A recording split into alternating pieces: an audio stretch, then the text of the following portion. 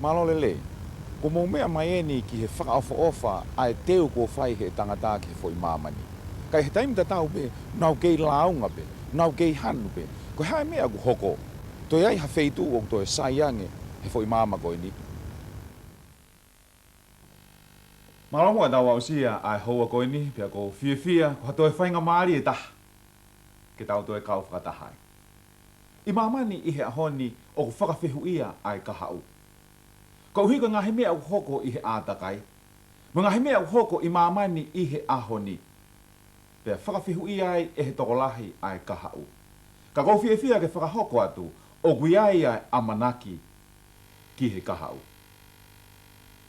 I hoa ko ni te tau wako ai ki he kaweinga ko ia ko Hevani ko e tau AMANAKI ia. I he ahoni ku hanga e he tangatao ni hanga o whau ai fo i mama ko ni. Kune hanga o teu i aki ai ngahi mea keheke. Kune hanga o langa i ngahi whare maa o lunga au pita. Pere hanga o teu i aki ai ngahi mama ulo keheke. Pea masani ai teu ai tangata. Pea ku watu ai teu ai tangata ia ki he ngahi palanite ke he ki hui ke whakaawha ofa ai ni hanga o teu. Kalotonga ai whakaawha ofa ai teu ko ia e he tangata ai fo i mamani u tau mo ui ai. O ki ai pea ai vei ua ia i he tokolahi. Kau hika pau te tau hanga whakaawa e matapā e ngahi whare mahaki i he ahoni. O kei tokolahi pea ki nau tolu o ku nau whainga tā ia. Peka pau te tau huu atu ki ngahi whare pirisone o e ahoni. O ku kei whonu mahua pe ia i he kau mau lao. Peka pau te tau hanga o tata lātua e pui ko ia o taimi. Pea tau wakai atu ki ngahi mala e tau i he houa koe ni. O ku tokolahi aki nau tolu ua whainga tā ia. Ua hanga e he tau o ne hanga o mai ai whainga tā mo e Polokalama ki he tuunga ko ia o e mo'ui. Ua whakaututu ai whakamālohi.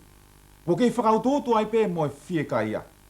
Pei kai ke ngata ai ko ngahi tuunga kehe o ku iai e fo i mama ko e ni o ku whakaututu a ene kovi. Ka ko Hevani pe ko e tau AMANAKI ia. O ku tokolahi aka kai i he ahoni, unau kei vei ua pe ke tuunga ko ia o Hevani. O ku he e ni i hia, o ku mooni ko a Hevani. Ko hae lahi o Hevani. Ko hae ngahi mea o ku langa aki ko ia a Hevani. Ko feitu fe a Hevani. Pa ko ia, ko e ako ko ia o e houa ko ni. Te tau hanga o ilo ai tuunga whakaawha ofa. Te au tupu me iai ai kaweinga o e houa ko ni, ko Hevani, ko e tau AMANAKI. I he tohi ko ia a whakaha wa he ua taha. Pea moe vesi ko ia hiva, pea moe hongo fulu. Whakaha wa he ua taha, pea moe vesi hiva, pea moe vesi hongo fulu ai au pehea hono lau. Pea koe toko taha i he angelo e toko fitu, aki nau tolu na iai ai hina e fitu kua fonu i he malaia whakamui e fitu. Na hau kia te au o rea mai kia te au mone pehe. Hau ki heni, te u whakahaa kia te koe ai taahine, koe unoho ia o e lami. Pea nai āwe au e he lau maarie ki he mounga lahi mo maa olunga. O ne whakahaa kia te au ai kololahi ko ia ai Jerusalema maa oni o ku aluhifo mei he loto langi, mei he otua. Ku hae wholofola heino whakamahino mai ka ki tau tolu nai ave hene a sione e he angelo ki ha mounga maa olunga. Pene hanga whakahaa kia te ia ai kolo maa oni ko ia ko e Jerusalema fo ou. Ai aku mahino kia ki tau tolu ko sione pea e toko taha. Ku hanga e he otua whakaataa ki ai kene mamata ki he kolo ko ia ko Hevani. Pea ko tui o taha pe uhinga ai otua kene hanga o tala mai kia ki tau tolu. Kene hanga whakahaa mai kia ki tau tolu. Ai tukunga o e kolo masani ko ia ko Hevani. I tohi ko ia a whakahawa he ua taha, pa moe vesi uluaki. Whakahawa he ua taha, pa moe vesi uluaki. Aia oku pehe a hono lau. Pea neu mamata ki halangi fo ou, moe fonua fo ou. He kua more atu ai uluaki langi, moe uluaki fonua, pena ikai ke iai hatahi. Hangai wholofola hena whakamahino mega ki tau tolu, e iai ai langi fo ou, pea moe fonua fo ou. Whawhewe whake toko lahi o nau pehe. Ko hau inga mea utoi whie mauai. Ke iai halangi fo o, pe moha fonua fo o. Io, ho eki mo tau ka inga, ko hanga ehe anga hala ia, o ne hanga o mau maui, ai fonua pe moe langi ko ia o kutau iai. Pe a kuiai whie mau ke iai halangi fo o. O kuiai whie mau ke iai ha fonua fo o ia.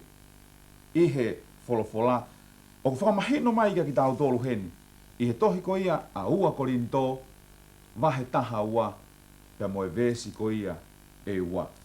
Ua korinto, vahe taha ua, pe moe vesi hono ua, aia oku pehe a hono lau. Ihe ta ue hongo fulu maa whānai kuohiri. Neu ilo hatangata na ia klaisi, pe nai ihe sino ia oku ikai keu ilo. Pe nai ikai ihe sino ia oku ikai keu ilo, ka oku ilo ia ehe otua, oku ne alu hake kihel ki hono tolu o e langi. Hangai folofola heina tala mai ki tau tolu, na iai hatangata koe otua pe une hanga o ilo. Nai o hake ia kihe langi hono tolu. Aia ka pau ki iai halangi hono tolu, ku pau pe ke iai halangi hono ua, ka pau pe ke iai halangi uluaki.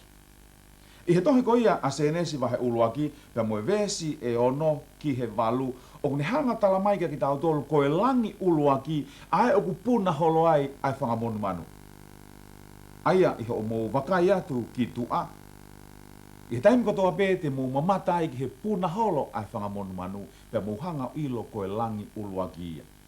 Same vahe valu pe moe vesi e tolu, o no pe moe taha tolu, o ni hanga whakahaa mai ki tau tolu koe langi koe hono ua. Ai o kuiai ai laa, ai palanite, ai ngahi whetuu, pe o kuiai moe mahina. Ko ia e ngahi pō ko ia o ku, o ngahi pō ko ia o atai koe ai langi. E lava ki tau mamata, ki he ngahi mea ka atoa koe ni. E lava rewa ki ni hanga o tala mai ki tau tolu, koe langi ia hono ua.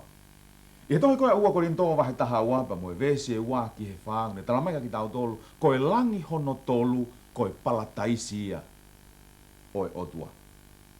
Aia koe palataisi ia na e folofola si isu, i he tohi koe sione vahe taha whaa vesi uluaki ki he tolu, oua nā mamahi o mauloto, mautui ki he otua tui fokia tea, i he whare o kutamai o kia hanga hino whaanga kula, ka ne kai pehe kua utala ka te ki mautolu, o kou alo teu ha potu mo ki mautolu, pakapau kou alo teu ha potu mo ki mautolu, teu toe foki mai, ke maua ki mautolu kia te au, koe uhi koe potu teu iai, te mou iai foki. Hoi mo tau ka inga, koe palataisi ia te tau wako ki ai i he houa koe ni. Koe palataisi ia ko alua si isu ke ne hanga o teu maa ki tau tolu. Paka uhi, ko sione peta. Kua hanga he o tua whakahaa ki ai ai Jerusalema fo o. Te tau kore ki ai i he houa koe ni. Ke ne hanga mua taki mamata ki tau tolu. Ki he kolo ko ia ko Hevani. I tohi ko ia a whakahawa he ua taha. Whakahawa he ua taha pa moe vesi e hongofulu maa ua, pa moe hongofulu maa wha. Whakahawa he ua taha, pa moe vesi hongofulu maa ua, pa moe vesi hongofulu maa wha. Aia oku pehe hono lau. Pa na ia ia e a, na e lahi mo maa olunga. Pa na e hongofulu maa ua hono ngahi matapaa. Pena i he ngahi matapā ai angelo e toko hongofulu mā toko ua. Pena e tohi ai ai hingoa, aia koe hingoa ia e whaahinga e hongofulu mā ua o e whānau a isleri. Vesi hongofulu mā whā ai aku pehe hono lau. Pea koe ā o e kolo, na e hongofulu mā ua hono ngahi tuunga. Pena i ai a hingoa o e kau apostolo e toko hongofulu mā toko ua. E ho mo tau ka inga, ko hanga e folofola heno whakamahino mai ki tau tolu. I hono taki mamata atu ki tau tolu e sione. Ko uraki mea te tau mamata ki ai i he kolo koe ni ko Hevani ko hono a. Hanga e folofola whakamahino mai ki tau tolu. Ko e a ko ia o Hevani, pe ko e a ko ia Jerusalema fo ou, ko e a o ku maa olunga, ko e a o ku lahi. Pea i he a, hanga e folofola whakamahino mai ki tau tolu, o ku ia e ngahi matapā e hongo fulu maa ua. Koe matapā e tolu i he potu hahake, matapā e tolu i he potu hihifo. Matapā e tolu he potu tonga, matapā e tolu he potu tokelau. Pe hanga folofola to whakamahino mai ka ki tau tolu, o kuiaia kau a ngelo i he mata pā kotoa be. Pe kai ki ngā tai, o kuiaia ngahi mata i tofe. Pe koe ngahi mata pā kotoa koe ni, koe ngahi mata i tofe a ki nau tolu. To hanga whakai folofola tala mai ka ki tau tolu, i he ngahi mata pā koe ni. O ku hiki ai ngahi hingoa, ai whaahinga, ai honga fulu maa ua, ai whānaua isleri. Whakawhihui ai e ni i hia. Ko hea huinga mea ku hiki ai hingoa o e whaahinga honga fulu maa ua, o e whānaua isleri, i he ngahi matapā ko ia o e Jerusalema fo'o. I e tohi ko ia a senesi pa whanga fulu maa hiwa. Pa mo i tohi ko ia a te talonome wahe tolu taha. O ku ase ai hanga ko ia e se kope o tāpua ki a ene whānau koe to honga fulu maa ua. Aia o ku whakahingoa ki ai e whaahinga koe honga fulu maa ua isleri. Pea koe toko taha ko toa pe i he whānau ko ia a se kope o kui ai a hono ulunganga. Pea he taimi koe ne hangai koe e se kope o tāpua ki a ene whānau e toko honga fulu maa ua o kui ai e ngahi ulunganga keheke. Pea koe kakai ko toa pe o ku mo ui i he funga o mamani o ku nau maua e ulunganga o e taha o e whānau ko ia a se kope. Pea koe ngahi matapā koe ni te nau huai ki he fonua ko ia, pe koe api ko ia, ko Hevani. I tohi ko ia whakahawa he ua taha, pe moe vesi e ua fulu maa nima. Whakahawa he ua taha, pe moe vesi e ua fulu maa nima, o ku pehea hono lau. Pea i kai tāpuni a hono ngahi matapā i he aho. He koe uhi e i kai kei ai hapo. E kau karistiane ko hanga e he vesi koe ni, o ni hanga whakaha mai ka ki tau tolu, ai na tula ko ia o e api ko Hevani. Tala mai kono ngahi matapā he kai ke lava, he kai ke tāpuni. E whakahawai matapā koe ni, i he taimi ko toa be. Whewhe ngahi kolo i mamani i he aho ni. Se i kai ke toela a ko tāpuni ngahi matapā e whare. I kai ke ngā tai koe mo ngahi ape ko loka i mo ngahi matapā. Koe na tula ia o e fo i mamani u tau mo uiai. Ka uhangai wholofola whakamahino mai hen ka ki tau tolu. Koe ngahi matapā ko ia o e kolo ko ia ko Hevani, he i kai ke tāpunia. E kau karistiane, o ku whakamahino mai hen kia ki tau tolu. Ai tuunga ko ia o ku iai, ai kolo ko ia ko Hevani. Ko kore, ki tau wakai ange ki he lahi ko ia o e kolo ko Hevani. Whakahawa he ua taha, pa moe vesi e hongo fulu maono. Aia oku pehea hono lau. Pea oku tapa whāta tau ai kolo koe ni. Pea tatau pe a loloa mo hono mau kupu. Pea nai fuafua ia aki ai waakaho o e kolo. Koe maire e tahaafe mo e nimangeau. Pea ko hono loloa, ko hono mau kupu, ko hono maa olunga oku tatau pe. Hangai wholofola whakamahino mai ka ki tau tolu heni. Na e fuafua ai kolo ko ia ko Hevani. Pea u whiunga ai lahi e kolo ko Hevani mo e maire e tahaafe ni mangeau. Aia koe maire tolu ngeau fitu nima e loloa, maire tolu ngeau fitu nima a hono maa kupu, pe toi maire tolu ngeau fitu nima a hono maa olunga. Whakaukau ai ni i hia, ta koe ki i kolo e koe kolo si isi.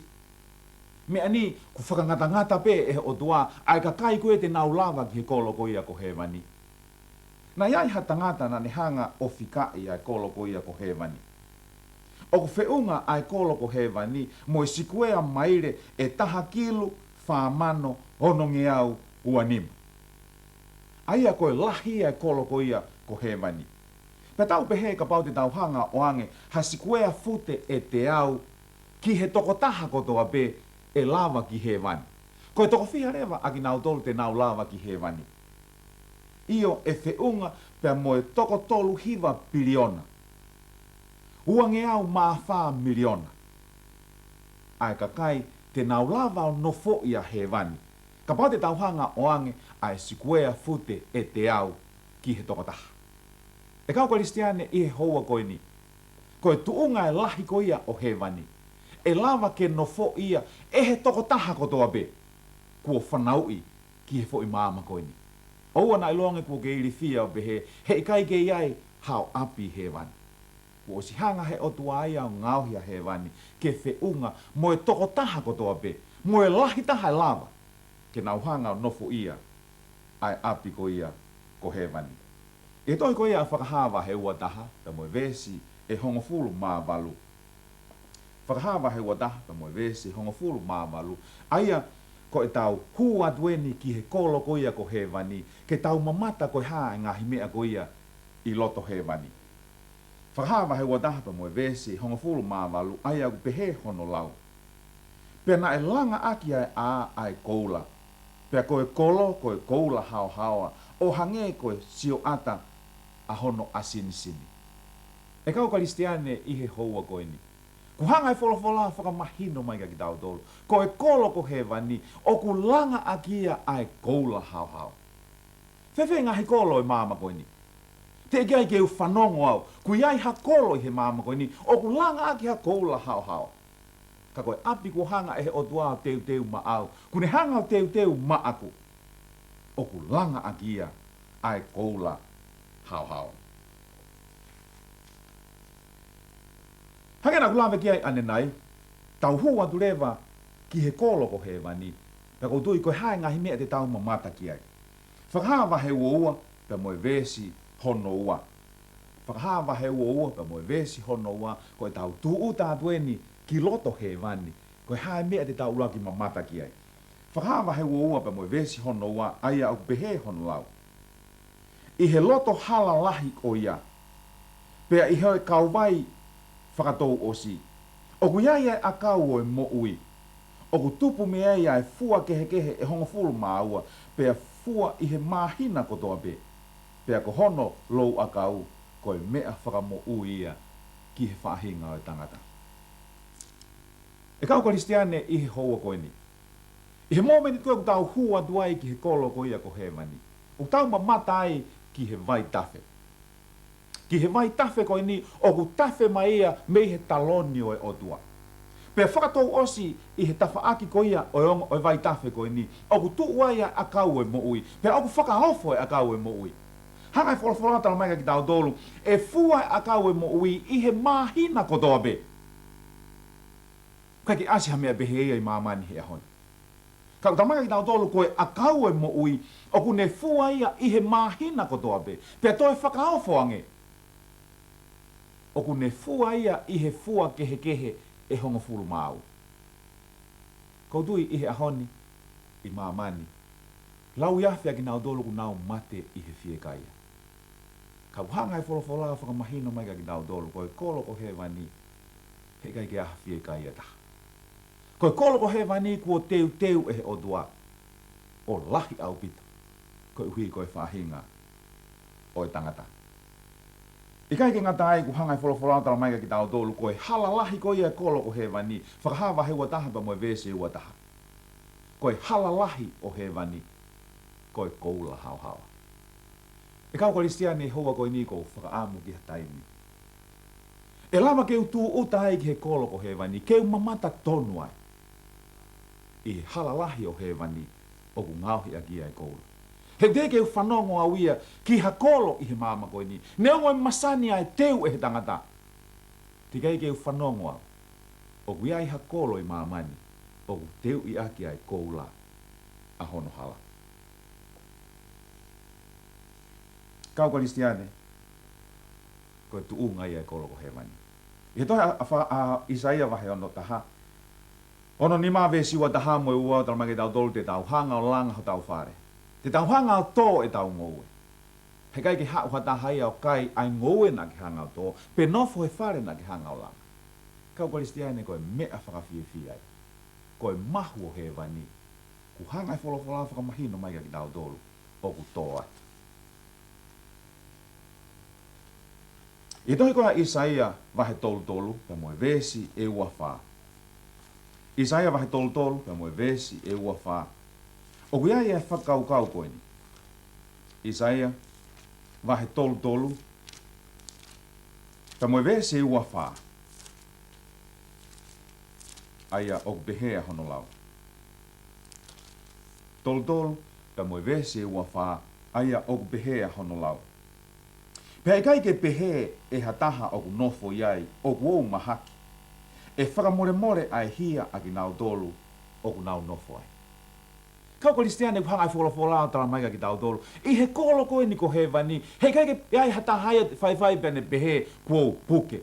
Ko wongo sia, ko fainga ta ia. E toi whakahawa he wata hapa mo vese whāo tala mai ki tau tolu. Pe hanga he o tua holo i ho naulo i mata. He kai toi ai haongo sia. He kai toi ai ha mate. He kua mole ai ngahi mea mua. E kau Kristiane ka fo i mama ni peko ni e lava ke tau ngo i fainga ta ia ai. E lava ke ta puke ai. Ka koe kolo ko Hevani, ku hangai fola tala mai ki tau tolu. Hei kai ke iai ha puke. Isaia wa heo nonoa ka moe vesi hongo fulu maawalu. Isaia wa heo nonoa. Ka moe vesi hongo fulu maawalu. Aia oku pehea hono lau.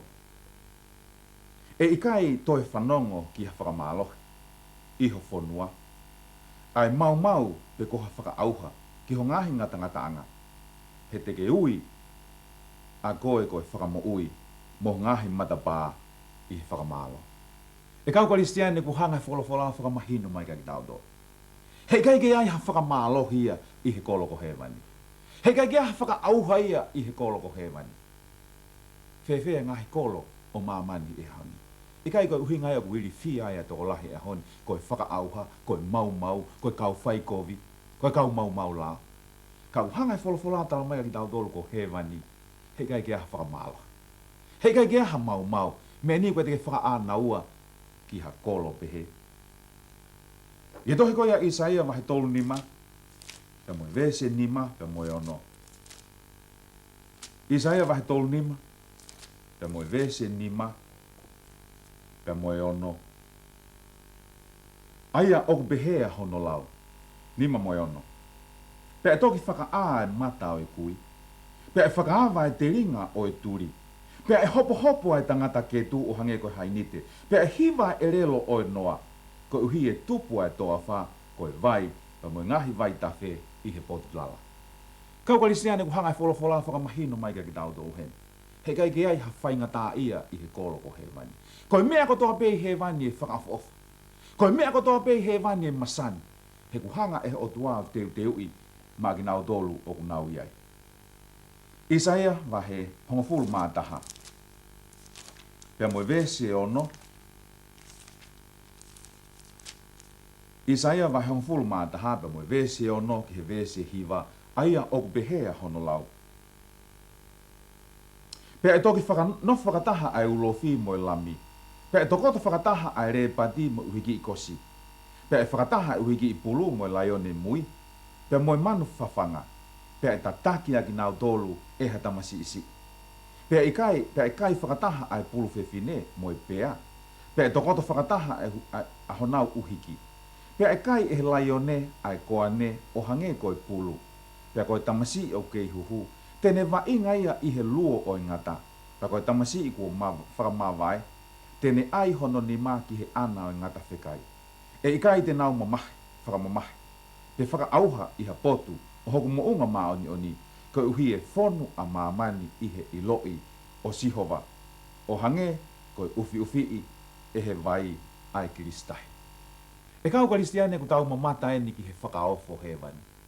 Taramaka ki tau tolu, e nofu whakataha pēa e laione mo e whangapulu. E kai kau i koane ai laione. Pēa e taki e he whanau ai laione, ai pēa, ai whangangata. Io o kai ke hoko ia i he ahoni i mamani. O whaingata ke tau tui ki ai, he koe talo e tau tupu mo i kai ke hoko e mea pihe i mamani. Ka uhanga e wholofola o tala mai ko Hevani, ko e wheitu uia o kumasani. E kau Kristiane i he houa koe ni. Ko hanga o toi whakahoko atu ki a ki Moudoro. Ko Hevani, ko e api o e nonga. Ko Hevani ko e api o e masani. Ko Hevani ko e api kai ke ai ha honge. Ko Hevani ko lahi ai teu e o tua. Ai mea tokoni ki a ki nau tolu te nau nofo ai. Ko Hevani kai ke ai ha whakamalohi ai. Ko Hevani he kai ke ai ha mau ai. Ko Hevani e nofo whakataha i he merino, ai whahinga o i tangata, ai whangamonu manu. He kuhanga e he o tuao teu, a Hevani koe api whakaofa. I kai ke ngatai ka koe masani o kolo ko Hevani. Ku hanga e wholofola whakamahino mai kia ki tau tolu. Ai tūkunga e iai a Hevani.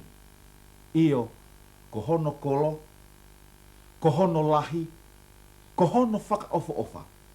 Ku hanga e o tuao teu kotoa eni, ko uhibe ko eni hanga whakaha mai a ene ofa ki ene whanau.